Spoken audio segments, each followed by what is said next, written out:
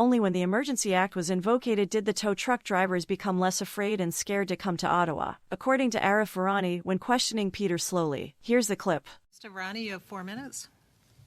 Thank you, Mr. Sloly, and I'll repeat what everyone has said about your public service. Thank you for it, and thank you for appearing today. I'm going to go a little bit fast. In response to, I think, Senator Harder, you had said that removing the ability of people who were coming downtown to protest helped because it helped with the removal, eventually, of the trucks, because police officers effectively weren't looking over their shoulders. There's only the task at hand, and there weren't more people coming in. The Emergencies Act declaration specifically said, one of the regulations there too, that it was prohibited to come for a public assembly that may reasonably be expected to lead to a breach of the peace, other than lawful advocacy, protest, or dissent. You agree with that? That's the terms of the declaration. I haven't read the declaration in any detail. I take you at your word that you're reading from the document. Okay. So the people that were coming downtown were coming for an unlawful purpose. Those are the people that would have been prevented pursuant to what I just read. Again, I don't have an independent recollection of the document, so I'll take you at your word. Okay, and when you're trying to remove the tow trucks, there were children that were observed in and around the blockade that was on Wellington and elsewhere. Is that correct? Intelligence came to me in the middle of this that there were vulnerable people living in and around the red zone areas and other parts of the theater.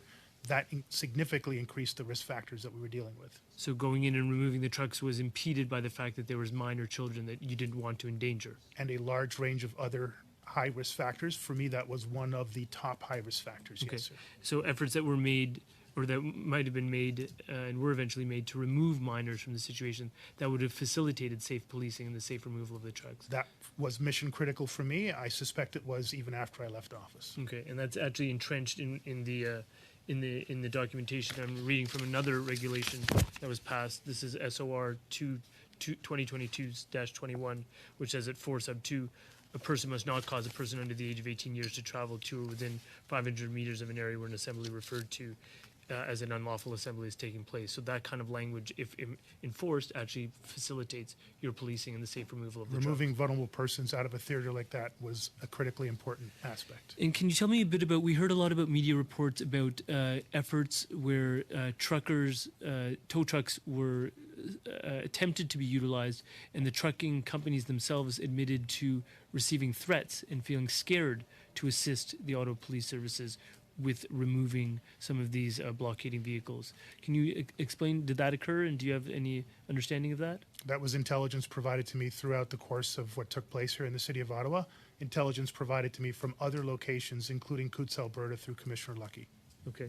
And the Emergencies Act declaration talked about, I mentioned about the minors, it also talked about the ability to effectively commandeer the usage of tow trucks, including the large trucks, which then eventually facilitate the removal of the vehicles. There were That's specific references around accessing towing resources. Again, I don't have the exact language, and commandeering isn't something that I can state explicitly was in there, but by default, the ability of police to predictably obtain sufficient tow resources, yes. Okay, and you talked about the need for police resources, and you mentioned the 1,800 figure and eventually landed at 2,000.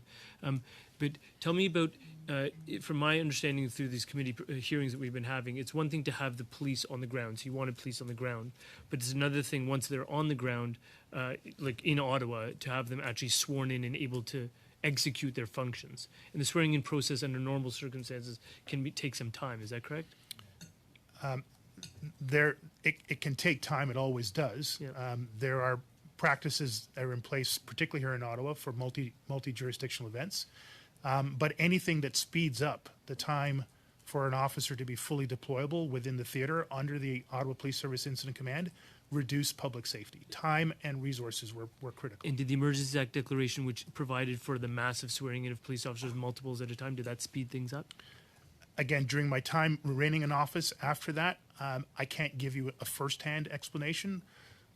From a logic model, yes, it would have, but you'd have to put that question to Interim Chief Bell and the incident commanders at that time after I left. Thank you. Mr. Verani, your time is up. Mr. Fortin?